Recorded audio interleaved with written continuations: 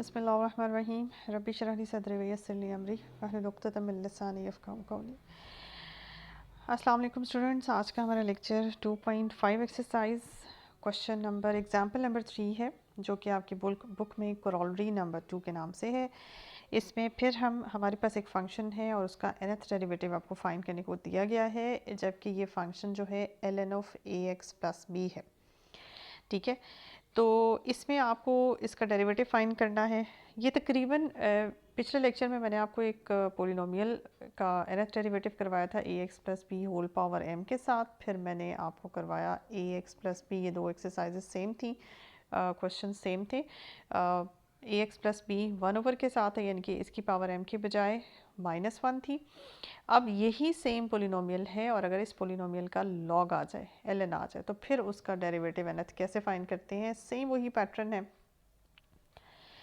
देखिए, आपने first derivative किया ln ऑफ दिस पोलिनोमियल आपका डिनोमिनेटर में चला गया और उसके बाद जब आपने पोलिनोमियल की डिफरेंशिएशन की तो आपके पास a आ जाता है।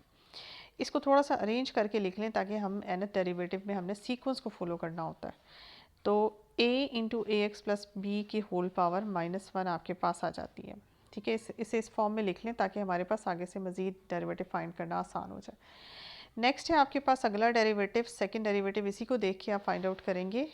ए आपके पास ऑलरेडी है, पावर आपने नीचे उतारनी है -1, पावर में 1 डिग्री कम किया -2, और फिर पावर के बगैर इसके अंदर की डिफरेंशिएशन की पोलिनोमियल की एक और ए आ जाता है, जो कि a² -1 ax प्लस बी की होल पावर -2। इसी सेकंड डेरिवेटिव को देखते हुए फिर हमने थर्ड डेरिवेटिव किया। ये देखें, a की पावर 3, यहाँ 2 थी, एक पावर मज़ीद बढ़ गई, मज़ीद डेरिवेटिव जो है वो इसकी पावर में -3 हो गई और -1 इंटू -2 हो गया। ठीक है, क्योंकि पावर उतारी आपने नीचे, ये -2 को आपने पहले आपके पास -1 था, पावर उतारी -2 को नीचे उतारा और पावर में कमी की। अब इसी सीक्वेंस को देखते हुए हम अपना nth डेरिवेटिव फाइंड आउट करेंगे। ये देखिए, फोर्थ भी कर लिया, फोर्थ भी आपके आसानी के लिए। ये देखिए, पावर पहले a3 थी, a4 हो गई, इसकी पावर में भी जो है वो माइनस में इजाफा हुआ और -1 -2 था और फोर्थ डेरिवेटिव में -1 -2 एंड -3 हो गया। देखिए जी, इसी को जनरलाइज करते हुए हमने nth डेरिवेटिव ये आपका फाइंड किया। nth डेरिवेटिव किस तरह से है, देखिए, a की पावर, अगर आपका फोर्थ डेरिवेटिव था तो a की पावर 4 ही थी, तो इसलिए a की पावर मैंने n ही लिखी है। ax प्लस b की पावर -4 थी फोर्थ डेरिवेटिव पे, तो यहाँ पे भी ax प्लस b की पावर -n होगी। -1 -2 -3, ये आपका अगर फोर्थ डेरिवेटिव है तो ये नेगेटिव नंबर्स उस डेरिवेटिव से 1 डिग्री कम है, तो यानी कि आपका -1 -2 -3 से शुरू होके ये आप इस तरह से लिखेंगे, -1 -2 -3 एंड सो ऑन, आपका -n-1 तक जाएगा। ठीक है जी, -n-1 तक जाएगा। तो ये कितने माइनस, ये सारे माइनस मल्टीप्लाई होके -1 की पावर n-1 हो जाएगी और ये आपके पास बन जाता है n-1 का फैक्टोरियल। ठीक है जी, ये बन गया n-1 का फैक्टोरियल, ये पावर बन गई -1 की पावर n-1 और ax प्लस b की होल पावर -n। अब इसको सिंप्लीफाई करके थोड़ा सा पावर को पॉजिटिव करने के लिए हम ax प्लस b को डिनोमिनेटर में लेंगे। ये आपके पास तकरीबन उन्हीं दो क्वेश्चन, जो पहले मैंने दो क्वेश्चन कराए, ये उनसे मिलता जुलता ये आपका आंसर आया। इनके आंसर तकरीबन मिलते जुलते सेम हैं, क्योंकि ये हम सेम पॉलिनोमियल ले रहे हैं और थोड़ा थोड़ा सा इनमें फ़र्क आ रहा है बस जी। नेक्स्ट है आपके पास एग्जाम्पल नंबर 4। ये क्वेश्चन है y is equals to e raise to power ax और आपने इसका nth डेरिवेटिव फाइंड करना है। ये तो बहुत सिंपल है, इसका nth डेरिवेटिव मैं आपको दिखा देती हूँ किस तरह से आपने फाइंड करना है। देखिए, आपने फर्स्ट डेरिवेटिव किया, पावर उतारी नीचे, e की पावर ax का जो डेरिवेटिव है वो e की पावर ax ही होता है, सिर्फ पावर में जो वेरिएबल पड़ा हुआ है उसका डेरिवेटिव हो जाएगा। ax का डेरिवेटिव आप करते हैं तो आपके पास आंसर में a आता है। ठीक है, ये हो गया आपके पास फर्स्ट डेरिवेटिव। फर्स्ट डेरिवेटिव के बाद आपने इसी का सेकंड किया, फिर पावर का डेरिवेटिव हो गए तो a² हो जाएगा। e की पावर ax पे कोई फ़र्क नहीं पड़ा सेकंड डेरिवेटिव में भी। इसी को अगर आप थर्ड में करें तो a की पावर्स बढ़ती चली जाएंगी, लेकिन e की पावर ax पे कोई फ़र्क नहीं पड़ेगा। इसी तरह से nth डेरिवेटिव आपके सामने nth डेरिवेटिव में a की पावर बढ़ जाएगी, लेकिन e की power ax as it is. तो अगर आपके पास इस तरह का कोई फंक्शन आ जाए जिसमें y जो है वो एक्सपोनेंशियल में हो, e की पावर में हो, तो आपने क्या करना है, सिर्फ पावर के जो भी डेरिवेटिव बनता है उसका स्क्वायर, उसकी पावर्स बढ़ती जाएंगी, जैसे a² अप टू an, और लेकिन e पे कोई फ़र्क नहीं पड़ा। जी नेक्स्ट क्वेश्चन है हमारे पास एग्जांपल नंबर 5 के तौर पे। इसमें y जो आपका फंक्शन है वो साइन ऑफ थीटा, थीटा में एक पोलिनोमियल हमने रख दिया, सिर्फ x करने के बजाय या थीटा करने के बजाय हमने ax प्लस b पूरा पोलिनोमियल इसके एंगल में रख दिया और then find the nth derivative. तो इसका भी देख लेते हैं, ये पैटर्न आप देख लें किस तरह से, क्योंकि ये सारे पैटर्न, ये बेसिक जितनी भी एग्जांपल्स मैं आपको करवा रही हूँ, ये बेसिक एग्जांपल्स, इनके रिजल्ट्स आपके एक्सरसाइज के क्वेश्चन में इस्तेमाल होने हैं, ठीक है। तो और यहाँ से आपकी प्रैक्टिस भी हो जाएगी कि अगर आपका फंक्शन किस टाइप का हो, जैसे लॉगरिथमिक फंक्शन है या पोलिनोमियल फंक्शन है, तो उसका nth डेरिवेटिव किस पैटर्न पे चल के हम फाइंड आउट करते हैं। अब जैसे ये ट्रिग्नोमेट्रिक फंक्शन आया है, ट्रिग्नोमेट्रिक फंक्शन है जिसमें साइन है, कॉस है, इस तरह के, उनका अगर nth डेरिवेटिव हमने करना हो तो उसको किस तरीके से किया जाता है। तो यहाँ से एक आपकी प्रैक्टिस भी जो है वो, और एक आपको आइडिया भी जनरेट हो जाएगा। तो करते हैं इसका फर्स्ट डेरिवेटिव। ये देखें जी, ये अगर मैं आपको थोड़ा सा आपके सामने रखूं इस तरह से, ये देखिए जी, फर्स्ट डेरिवेटिव किया आपने, cos a x plus B बना, और साथ में यहाँ पे ए है जो कि यहाँ पे मिस हो गया। इसके साथ चूँकि एंगल की डिफरेंशिएशन आप करते हैं तो एंगल का डेरिवेटिव आपके पास बनता है जी ए, तो कॉस, साइन की डिफरेंशिएशन कॉस के साथ हो गई, और फिर एंगल की डिफरेंशिएशन की तो ए आया। इसी की दोबारा से डिफरेंशिएशन आपने की, सेकेंड डेरिवेटिव फाइंड किया, सेकेंड डेरिवेटिव करेंगे तो कॉस की डिफरेंशिएशन माइनस साइन के साथ होगी, और ये एक ए आपके पास पहले ही था, और दोबारा एंगल की डिफरेंशिएशन करेंगे तो एक ए और आ जाएगा जिसकी वजह से ए स्क्वायर हो जाएगा, और माइनस कॉस की डिफरेंशिएशन की वजह से। इसी की उठा के तीसरी डिफरेंशिएशन, थर्ड डेरिवेटिव फाइंड किया, तो साइन का डेरिवेटिव कॉस में दोबारा कन्वर्ट हो जाता है, और यहाँ पे एक ए और आ जाएगा, एक क्यूब हो जाएगा, और वो माइनस एज इट इज़ ही रहा। इसके बाद फोर्थ डेरिवेटिव देखें, कॉस अगेन साइन में कन्वर्ट होगा, लेकिन अब फिर माइनस साइन होगा, तो वो माइनस जो ऑलरेडी चल रहा था उसके साथ मल्टीप्लाई होकर ये प्लस साइन हो गया, ठीक है। और ए की पावर 3 से बढ़ के 4 हो गई। अब आप यहाँ पे, अगर मैं आपसे कहूँ कि मुझे nth डेरिवेटिव फाइंड आउट करके दें, तो आपको यहाँ पे सोचना पड़ेगा। वो सोचना ये पड़ेगा कि भाई अगर पहले डेरिवेटिव में आपके पास आपका जो आंसर आ रहा है वो कॉस है, दूसरे में साइन है, तीसरे में कॉस है, चौथे में फिर साइन है, एक चीज़ तो यहाँ जनरेट हो रही है कि ऑड जो डेरिवेटिव्स हैं, फर्स्ट, थर्ड, ये जो डेरिवेटिव, इसी तरह से आगे फिफ्थ डेरिवेटिव होगा, इनमें तो आपके पास ये आ रहा है कॉस, लेकिन जो आपके पास इवन डेरिवेटिव्स हैं, सेकंड हो गया, फोर्थ हो गया, इनमें आपके पास साइन आ रहा है, और जितना डेरिवेटिव है, जितना डेरिवेटिव है, उतनी ही आपके पास ए की पावर है। और -1 के बारे में क्या है, यहाँ आपके पास -1 की पावर आप इस तरह से ले सकते हैं, -1 यहाँ है ही नहीं आपके पास, तो -1 की पावर आप यहाँ पे 0 से स्टार्ट कर सकते हैं, ठीक है। तो यहाँ आपके पास -1 की पावर, इसको थोड़ा सा मैं रिमूव कर लूँ, -1 को किस तरह से आपने मैनेज करना है, यहाँ आप ले सकते हैं कि आपके पास -1 की पावर 1 है, यहाँ ले सकते हैं -1 की पावर 0 है, वैसे ही 1 हो जाता है, यहाँ ले सकते हैं -1 की पावर, ये देखिए दो में आपका नेगेटिव आ रहा है, इसको आप कैसे मैनेज करेंगे। अगर आप पावर्स को मज़ीद साथ साथ बढ़ाते चले जा रहे हैं तो दो में नेगेटिव आ रहा है, पहले में पॉजिटिव, दूसरे में और तीसरे में नेगेटिव, चौथे में पॉजिटिव, तो इसको मैनेज करना, अरेंज नहीं हो पा रहा है, -1 आपका यहाँ पे अरेंज नहीं हो पा रहा है। तो यहाँ पे मैं आपको थोड़ी सी टेक्निक बता देती हूँ कि आपने इसको मैनेज कैसे करना है।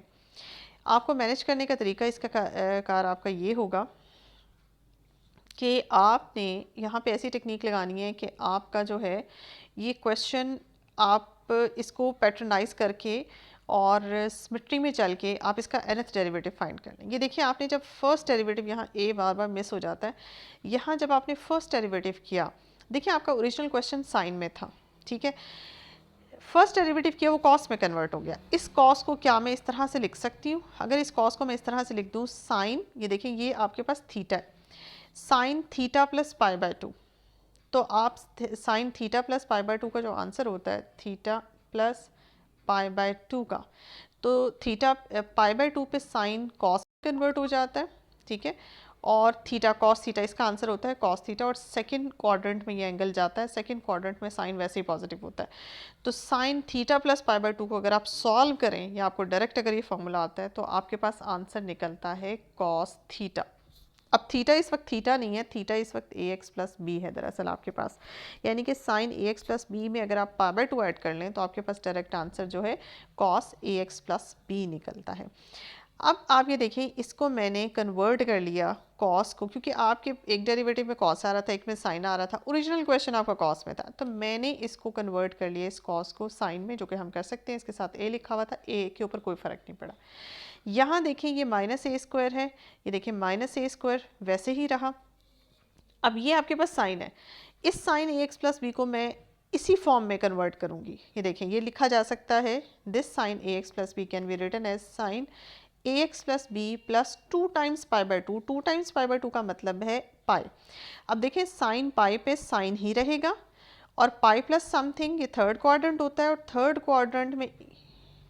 क्वाड्रेंट में जो है आपके पास साइन नेगेटिव आंसर देता है, तो आपके पास ये नेगेटिव आ गया। यहाँ आपके पास नेगेटिव नहीं है, सॉरी ये मैंने मिस्टेकनली लिख लिया नेगेटिव, जबकि ये नेगेटिव नहीं है। ठीक है, तो ये देखें इस एंगल के ऊपर साइन जो है, साइन आपके पास a x plus b plus 2 times pi by 2 एक सिमेट्री जनरेट कर, मैं इसे सिर्फ पाई भी लिख सकती थी, लेकिन एक सिमेट्री जनरेट करने के लिए कि पहले मैंने पाई बाय 2 ऐड किया, तो अब मैं पाई क्यों ऐड कर रही हूँ, मैंने 2 टाइम्स पाई बाय 2 कर दिया ताकि एक सिमेट्री जनरेट हो जाए। तो इसको जब आप खोलेंगे तो आपके पास minus sign a x plus B आएगा, जबकि साथ में ए स्क्वायर यहाँ भी था और ए स्क्वायर यहाँ भी है। ये देखिए ए क्यूब यहाँ भी है, ए क्यूब यहाँ भी है। अब cos a x plus b को मैंने किस तरह लिख लिया, sine a x plus b 3 times pi by 2। अगर आप इसको खोलें तो आपके पास minus cos a x plus b ही आएगा। 3 टाइम्स पाई बाय 2 आपके पास वैसे ही 270 बनता है। 270 प्लस करें तो फोर्थ क्वाड्रेंट में चले जाते हैं, और फोर्थ क्वाड्रेंट में साइन आपका चूँकि नेगेटिव होता है, इसलिए माइनस कॉस में आंसर आता है।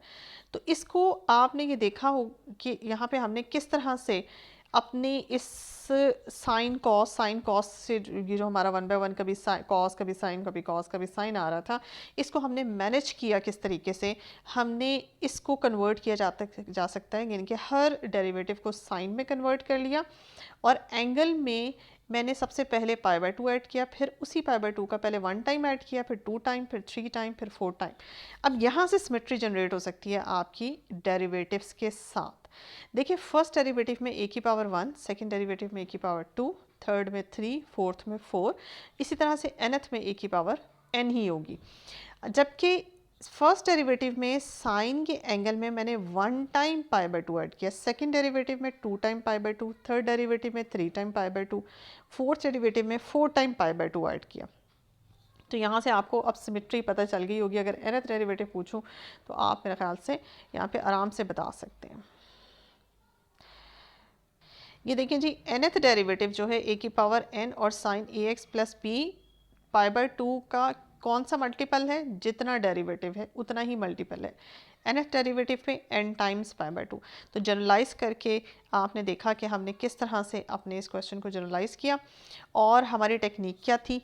अब यहाँ पे अगर आपके जहन में आ रहा हो कि हमने ए एक्स प्लस बी में पाई बाय 2 का मल्टीपल, पाई बाय 2 के मल्टीपल्स ऐड किए हैं, पाई बाय 2 के मल्टीपल्स ऐड क्यों किए, सब्ट्रैक्ट क्यों नहीं किए, तो आप उस तरह से ये चीज़ सिमेट्री में नहीं बन रही। जैसे मैं यहाँ पे वैसे ही सिमेट्री बनाने की कोशिश कर रही थी, मैं ये डिस्कवर करने की कोशिश कर रही थी कि फर्स्ट में अगर कॉस आ रहा है, सेकंड में साइन आ रहा है, थर्ड में इवन नंबर ऑफ डेरिवेटिव में जैसे मैं आपको बता रही थी कि साइन आ रहा है, और नंबर ऑफ डेरिवेटिव में आपके पास कॉस आ रहा है, लेकिन माइनस मैनेज नहीं हो रहा था, उसके लिए फिर मुझे ये कन्वर्जन करनी पड़ी। अब इसमें अगर आप साइन के angle a x plus b में से माइनस करें पाई बाय 2, तो ये आपका यहाँ पे मैनेज नहीं होगा। ये मैंने प्रैक्टिस करके तो ये आपको बताया है। अगर आप इसमें ऐड करें तो फिर ये आपकी एक सिमेट्री बन जाती है, क्योंकि यहाँ पे सवाल आपके जहन में ये भी आ सकता है कि a x plus b minus pi by 2 अगर साइन में करें, अगर हम यहाँ से स्टार्ट करें साइन थीटा में से माइनस करें पाई बाय 2, तो भी आपके पास cos a x plus B आता है। ठीक है, तब भी आपके पास cos a x plus B आएगा, लेकिन वो आगे जाके अगले डेरिवेटिव्स में प्रॉब्लम करेगा। फर्स्ट डेरिवेटिव का आंसर तो उससे सही निकल आएगा, लेकिन अगले डेरिवेटिव में प्रॉब्लम करेगा। इसलिए आपने माइनस लेने के बजाय यहाँ, यानी कि एंगल में से पाई बाय 2 माइनस करने के बजाय आपने एंगल में पाई बाय 2 के मल्टीपल्स को एड अप करना है। इसी तरह से ये क्वेश्चन आपको जैसे मैंने साइन के साथ कराया, ये कॉस के साथ भी आ सकता है। इस तरह से क्वेश्चन आ सकता है, cos a x plus B है, इसका nth डेरिवेटिव फाइंड करें। तो इसमें भी आपको मैं हिंट बता दूं, आपने इसमें जैसे मेरी यहाँ पे प्रेफरेंस क्या थी, मेरी प्रेफरेंस यहाँ पे ये थी कि मैंने हर डेरिवेटिव को साइन में कन्वर्ट किया, ठीक है। इसी तरह से क्योंकि मेरा ओरिजिनल याद, बस आपने याद इस तरह से रखना है कि मेरा ओरिजिनल क्वेश्चन जो कि साइन में था, ओरिजिनल क्वेश्चन में मेरा जो फंक्शन था वो साइन में था, इसलिए मैंने हर डेरिवेटिव को साइन में कन्वर्ट कर किया टेक्निक लगा के। अगर आपका ओरिजिनल क्वेश्चन कॉस में होगा तो आपने हर डेरिवेटिव को यही इसी तरह की रिलेटेड टेक्निक लगा के आपने उसको कॉस में ही कन्वर्ट करना है, क्योंकि फर्स्ट डेरिवेटिव साइन हो जाएगा, फिर कॉस आएगा, फिर साइन आएगा, फिर कॉस आएगा। तो आपने उसे किसी तरह से मेहनत करके हर डेरिवेटिव को कॉस में कन्वर्ट कर लेना है। जी, नेक्स्ट है हमारे पास एग्जाम्पल नंबर 6, जबकि आपकी ये बुक के अंदर एग्जाम्पल 25 के नाम से है। इसमें चूँकि हमारी तरतीब में ये 6 चल रही है, इसलिए मैंने इसको 6 कहा है। इसमें देखिए आपके पास अब डिफरेंट चीज़ें आने लगी हैं मतलब अब पहले जो हमने स्पेसिफिक एक standard polynomial logarithmic function of that particular polynomial, sine के फंक्शंस, एक्सपोनेंशियल फंक्शंस का किया। इसी तरह से अब हम ये हमारे पास एक आम फंक्शन है, इसको आपने करना है nth डेरिवेटिव फाइंड।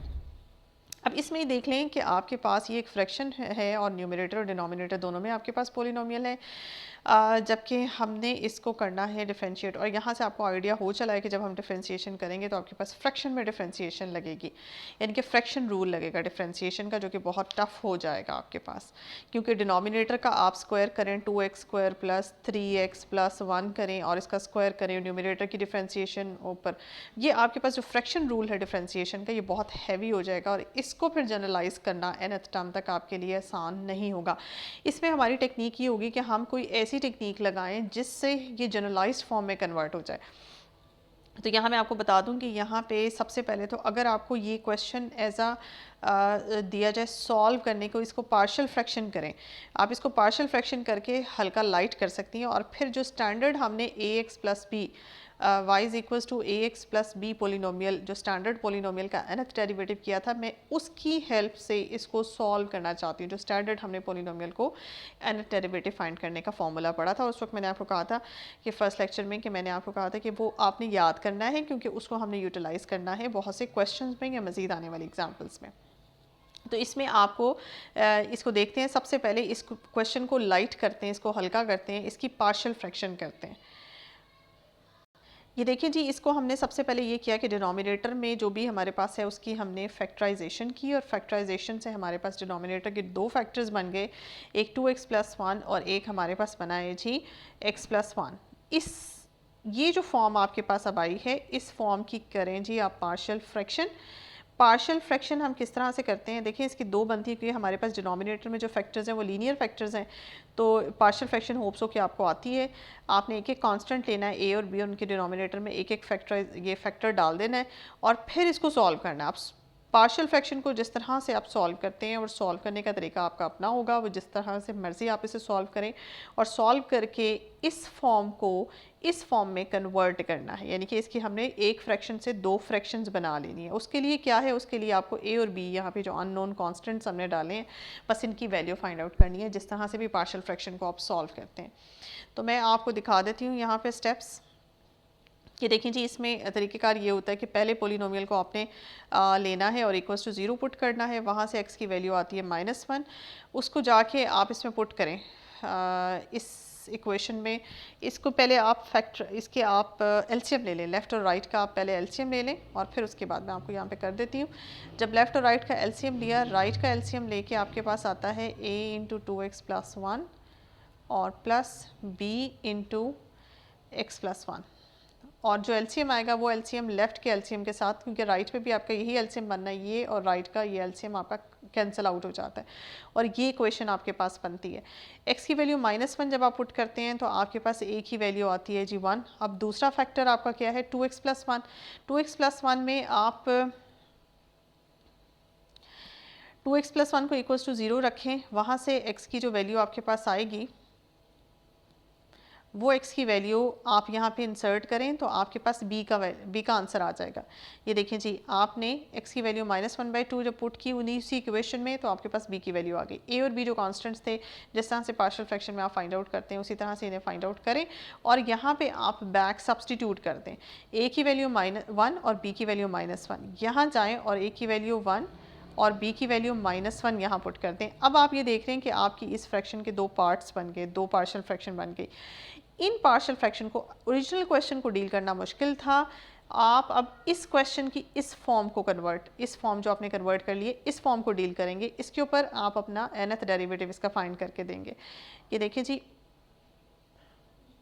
ये देखें, ये आपके पास है, ये फॉर्म थी, वहाँ से आप इस फॉर्म में आए, a की वैल्यू +1, b की वैल्यू -1। अब आपने इसके ऊपर लगाना है nth डेरिवेटिव, तो इसका मतलब आपने राइट साइड पे भी लगाना है nth डेरिवेटिव। आपने nth डेरिवेटिव अप्लाई किया राइट पे, तो ये दोनों फैक्टर्स के ऊपर अप्लाई होगा। इसकी डिफ्रेंसिएशन nth डेरिवेटिव अलग और इसका nth डेरिवेटिव अलग। अब यहाँ पे आपका इस्तेमाल होना है वो वाला फंक्शन जो बिल्कुल फर्स्ट एग्जांपल मैंने आपको कराई थी कि y अगर आपके पास ax + b की होल पावर -1 हो। मैंने आपको m के साथ कराई थी, उसके बाद एक क्वेश्चन हमने -1 के साथ भी किया था। ये देखिए सेम यही केस है कि आपके पास यहाँ पे, इसको हम इस तरह से लिख सकते हैं कि आपने इसका nth डेरिवेटिव फाइंड करना है, x + 1 को ऊपर ले आए तो ये -1 बनता है। ये फंक्शन y आपका इस केस में -1 बनता है। तो इसके साथ अगर आप रिलेट कराएं तो a इस केस में आपका 1 है, b इस केस में आपका 1 है और पावर दोनों की -1 है। जो आपने इसका आंसर निकाला था, मैंने आपको कहा था कि ये आंसर आपने याद भी करना है, वो आंसर आपने यहाँ पे अप्लाई करना है। ये देखिए जी, 1/x + 1 का जब आप nth डेरिवेटिव करते हैं तो आपके पास आंसर ये आता है, और 2x + 1 का जब आप nth डेरिवेटिव फाइंड करते हैं तो आपके पास आंसर ये आता है। और बाद में आप इन्हें सिंप्लीफाई करके इस तरह से कुछ कॉमन चीज़ें जो निकलती हैं, जैसे -1 दोनों में कॉमन है, -1 की पावर n, n फैक्टोरियल दोनों में कॉमन है, इस तरह से करके आपने निकाली और बाकी पीछे आपके पास ये रहा। ये सिंप्लीफिकेशन तो आप करते रहेंगे, लेकिन आपको मैं यहाँ पर बता दूँ आपने फॉर्मूला कौन सा इंसर्ट किया है। ये देखें जी, इसमें फॉर्मूला आपने इस्तेमाल किया है ये वाला जो क्वेश्चन था जिसमें y = ax + b की पावर -1 थी, उसमें इसके nth डेरिवेटिव का आंसर जो था वो आपका इसके हिसाब से निकला था। ये देखें जी, ये अगर आपके पास y हो, ये मैं आपको यहाँ इंसर्कल कर दूँ, y हो सम पोलिनोमियल की पावर -1, तो उसका आंसर निकलता है -1 की पावर n, a की power n factorial over that polynomial की पावर n+1। सेम वही टेक्निक है, -1 की पावर n फैक्टोरियल और a की पावर n। अब इस केस में आपके पास जो a है वो 1 है, तो इसलिए 1 की पावर n आपको यहाँ नज़र नहीं आएगी और इस पोलिनोमियल की पावर n+1। इसी तरह से यहाँ पे देखें, यहाँ पे a जो है 2x + 1 की पावर n+1, बिल्कुल वैसे ही, n फैक्टोरियल वैसे ही, -1 की पावर n वैसे ही, और a की पावर n, a इस वक्त यहाँ पे आपके पास 2 है तो 2 की पावर n, ठीक है। तो ये आपने जो बिल्कुल ये फॉर्मूला जो आपने पहला क्वेश्चन, या आई थिंक क्वेश्चन नंबर 2 था, एग्जाम्पल नंबर 2 जो मैंने आपको कराई थी, y अगर कोई पोलिनोमियल की पावर -1 की फॉर्म में हो, इस तरह का फंक्शन आपके पास हो, तो फिर आपने nth डेरिवेटिव का जो फॉर्मूला था वो आपने इस्तेमाल किया यहाँ पे, वो आपका ये बनता है, और इसको आपने इसका रिजल्ट यहाँ पे इस्तेमाल किया। अगर आप चाहें तो ये पूरा क्वेश्चन सॉल्व भी कर सकते हैं, इसका nth डेरिवेटिव अलग से निकाल सकते हैं, ये डिपेंड करता है कि आपको कितने मार्क्स का है। लेकिन अगर आपके कम मार्क्स हैं तो आपने अगर ये रिज़ल्ट याद करके रखा हुआ है तो आपने ये रिज़ल्ट यहाँ पे अप्लाई किया है। जिस तरह से हमने शुरू में याद किया था, इसके रिज़ल्ट को डायरेक्ट अगर अप्लाई कर लेंगे तो आपका टाइम बच जाएगा। कि देखिए जी, अब मेरे यहाँ पे आपकी एग्ज़ाम्पल नंबर 23 है, ये मैं आपको बता दूँ आपकी बुक में, लेकिन मैंने अपनी एग्ज़ाम्पल नंबर 10 लिखवाई हुई है। इसको क्योंकि ये क्वेश्चन जो है ये सीक्वेंस में इन्हीं क्वेश्चंस जैसा है, तो मैंने सोचा कि मैं आपको ये पहले करवा दूँ। ये आपको एग्ज़ाम्पल नंबर 23 के नाम से है आपकी बुक में। आपने क्या करना है जी, आपको दिया गया ये function f(x) = this and prove that this, ये आपने प्रूव करके दिखाना है। अब प्रूव जो आपने करके दिखाना है, इसमें आप ये देख लें कि आपको क्या नज़र आ रहा है, आपको सेकंड डेरिवेटिव और फर्स्ट डेरिवेटिव दोनों इन्वॉल्व होते हुए नज़र आ रहे हैं। तो इसमें यानी कि आपने सिर्फ सेकंड डेरिवेटिव तक जाना है और ये फॉर्म बना के दिखानी है, ये इक्वेशन बना के दिखानी है। तो क्या किया इसमें हमने, ये हमारा ओरिजिनल फंक्शन है y is equal to ln of x plus under root 1 plus x square, इसका आपने फर्स्ट डेरिवेटिव किया। ये देखिए आपने ऐसे फर्स्ट डेरिवेटिव किया, ये देख लें। ये है जी आपका first derivative, ln of something ये डिनोमिनेटर में चला गया, और फिर इसका जब आपने दोबारा डेरिवेटिव किया इसका, तो आपके पास बनता है x का डेरिवेटिव 1 और इसकी पावर उतारी नीचे 2 times under root 1 plus x square, और 1 प्लस एक्स स्क्वायर की दोबारा डिफ्रेंशिएशन की तो 2x आपके पास बनता है। ठीक है जी, ये आपके पास बना। उसके बाद आपने इसे थोड़ा सा सिंप्लीफाई वगैरह किया, ये 2 से कैंसिल हो गया, और उसके बाद आपने इसका एलसीएम ले लिया। एलसीएम लेने के बाद ये आपका कैंसिलेशन हो गई, और पीछे आपके पास सिंपली क्या बचा, सिंपली आपके पास 1/1 plus x square under root में बचा। इसको आपने दोनों तरफ स्क्वायर कर लिया, क्योंकि आप जो प्रूफ आपने करना है ना उसको आपने सामने रखना है, आपने उसको अपने मद्देनज़र रखना है कि आपने प्रूफ क्या करना है। ये देखें, प्रूफ में आपके पास यहाँ फर्स्ट डेरिवेटिव है और यहाँ सेकंड डेरिवेटिव में 1 प्लस एक्स स्क्वायर में कोई अंडर रूट आपको नज़र नहीं आ रहा। तो मैंने यहाँ से थोड़ा सा अंदाज़ा लगाते हुए क्या किया कि फ़र्स्ट डेरिवेटिव का जो आपके पास आंसर आया है उसको मैंने दोनों तरफ स्क्वायर करके ये अंडर रूट यहाँ से ख़त्म कर दिया, फिर इसको क्रॉस मल्टीप्लाई किया, ये फॉर्म आपके पास आ गई। 1 plus x square left side पर जाके फर्स्ट डेरिवेटिव ऑफ एक्स के स्क्वायर से मल्टीप्लाई हो जाएगा। उसके बाद आपने क्या किया, उसके बाद आपने ये किया कि आपने इसको अगेन डिफरेंशिएट कर दिया। इसको दोबारा डिफरेंशिएट करेंगे, इसके ऊपर प्रोडक्ट रूल लगेगा। प्रोडक्ट रूल जब लगेगा, एक दफ़ा 1 प्लस एक्स स्क्वायर की डिफरेंशिएशन होगी एफ प्राइम एक्स का स्क्वायर एज इट इज़, और एक दफ़ा एफ प्राइम एक्स की डिफरेंशिएशन होगी 1 plus x square as it is. Power उतारी नीचे, पावर उतारी नीचे, पावर में एक कमी की तो फर्स्ट डेरिवेटिव का फर्स्ट पावर, और फिर फर्स्ट डेरिवेटिव का दोबारा किया तो सेकंड डेरिवेटिव आपके पास बन गया। अब आप इसमें से ये देख रहे हैं कि यहाँ पे भी एक फर्स्ट डेरिवेटिव और यहाँ पे भी एक फर्स्ट डेरिवेटिव है, इनको आपने निकाल लिया कॉमन, दोनों में से 2 भी कॉमन निकलता है, और यहाँ पे आपके पास बचता है x और एक first derivative plus 1 plus x square और सेकेंड डेरिवेटिव। अब ये देखिए, ये बन गए 2 फैक्टर्स आपके पास, एक फैक्टर ये है और एक फैक्टर आपके पास ये है। इन दोनों फैक्टर्स का प्रोडक्ट इक्वल्स टू 0 है, तो इन दोनों में से कोई एक 0 ज़रूर होगा। ठीक है, तो फर्स्ट डेरिवेटिव तो 0 नहीं हो सकता। ठीक है, मैंने लिखा हुआ है कि ये 0 है या ये 0 है, लेकिन यहाँ पे आपने बाद में बताना है कि फर्स्ट डेरिवेटिव 0 नहीं हो सकता। उसकी वजह क्या है, उसकी वजह ये है कि यही अभी तो हमने फर्स्ट डेरिवेटिव का आंसर ये निकाला है, दैट इज़ नॉट 0। अगर ये 0 होता तो फिर सेकंड डेरिवेटिव तो पॉसिबल ही नहीं था। तो आपने क्या किया, आपने यहाँ से फर्स्ट डेरिवेटिव को, ये जो इक्वेशन बनती है इसके 2 ऑप्शंस हैं कि या तो फर्स्ट डेरिवेटिव 0 है या फिर ये ब्रैकेट 0 है। तो first derivative is not possible कि ये 0 हो, दैट्स वाई ये ब्रैकेट इक्वल्स टू 0 है। यही ब्रैकेट जो आपने इक्वल्स टू 0 रखी है, यही आपने प्रूफ करके दिखानी थी। x into first time first derivative of x plus 1 plus x square multiplied by second derivative of x f equals to 0। ये देखिए, मैं आपको स्टार्ट में भी दिखा देती हूँ, आपने यही इक्वेशन प्रूफ करके दिखानी थी और ये इक्वेशन प्रूफ हो गई। ये सिंपल क्वेश्चन था, इसमें कुछ एज इट इज़ नहीं करना था, मतलब ऐसा कोई nth डेरिवेटिव तक नहीं जाना था। ये सिंपल क्वेश्चन था, इसलिए मैंने बाद में करवाना था, लेकिन मैंने पहले करवा दिया। हालांकि मैंने अपनी तरतीब में इसको एग्जाम्पल नंबर 10 लिखा हुआ था, लेकिन ये आपकी बुक की एग्जाम्पल नंबर 23 है, इसको जहन में रखिएगा। तो यहाँ पे आज का लेक्चर ख़त्म हुआ। इंशाल्लाह नेक्स्ट लेक्चर में मज़ीद nth डेरिवेटिव के क्वेश्चन करेंगे और अपनी 2.5 कंप्लीट करेंगे।